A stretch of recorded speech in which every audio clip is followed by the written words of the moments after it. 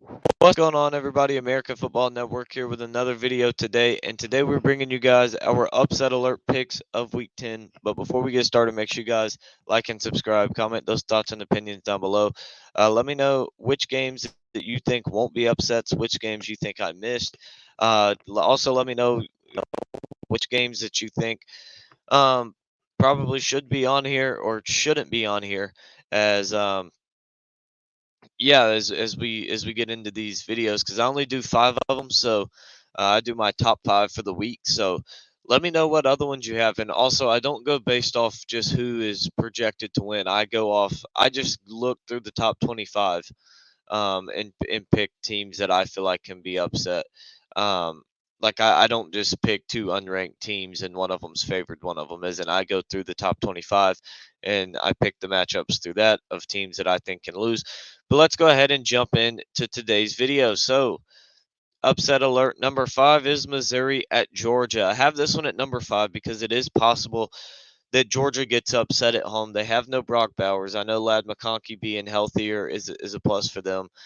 Carson Beck has still been iffy at times, but I still have it at 5 because of the way Georgia's played. They've played pretty bad against some of these lower teams, but then whenever a Kentucky comes in or they go play Florida, a game that's a big game and everybody's saying this is the game Georgia could lose.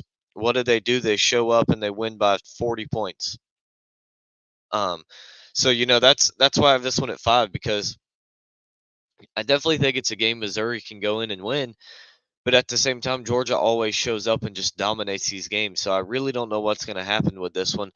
Um, I have no idea. In our college football roundup podcast that we do with the football expert, which make sure you guys check that out. I'll put a description or a little card for it here.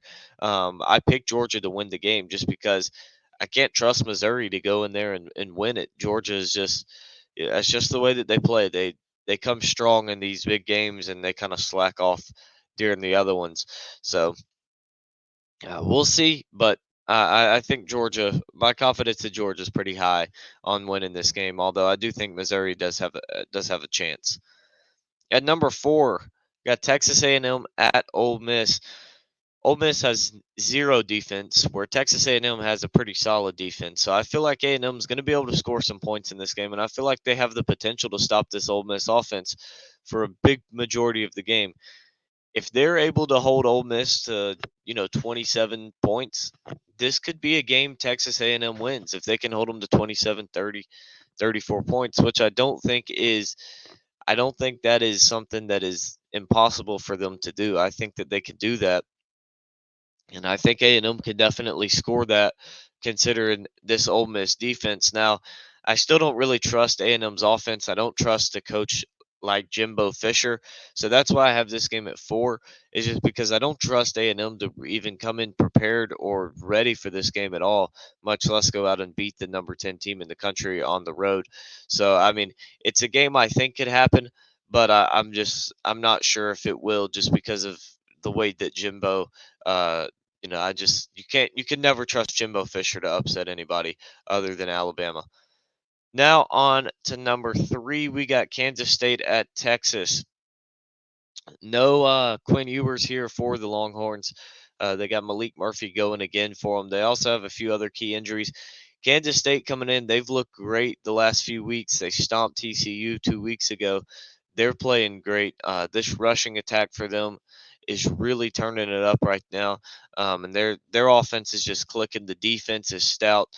I think Texas is going to have a hard time in this game. I think that they lose it. I really think that Texas loses this one. I picked Kansas State in the contest for roundup. I picked them to beat Texas. I think Texas loses. I get that they still have all that offensive talent and on the defense as well, but with no Quinn Ewers, that's your leader. If Kansas State can get up 2 scores, you really gonna tell me Malik Murphy's gonna bring you back from being down 2 scores? Like I'm not sure about that. I think that if Kansas State gets up 2 scores, I think that might be game because not only that, I could see Malik Murphy trying to bring you back and just making mistakes. because he is still a young quarterback. He made his first start ever last week. So it's, he's not a guy that you want to be facing the number 23 team in the country and a team that's been really good and been playing really hot as of late. So I mean, I think the Wildcats beat Texas in this one. Number two, Oklahoma at Oklahoma State. I think Oklahoma is been playing with a little bit of fire recently. I think that they're a team that they've been. It's like they beat Texas and then decided not to show up for since then. Really, they've struggled against pretty much everybody after that and lost last week to Kansas. Whereas you got Oklahoma State, they've been flying under the radar.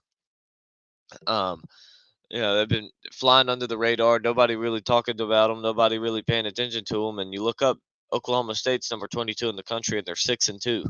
And they beat some pretty good teams as well. They beat the Kansas team that lost to Oklahoma last week, or that beat Oklahoma last week.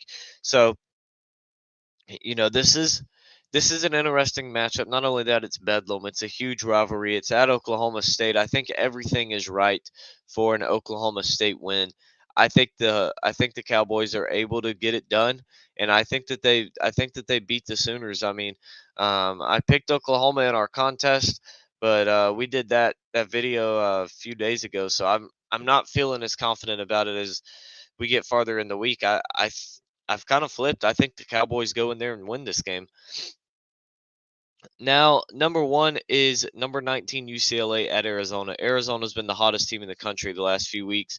UCLA don't really know what their offense is. I'm not a huge fan of it.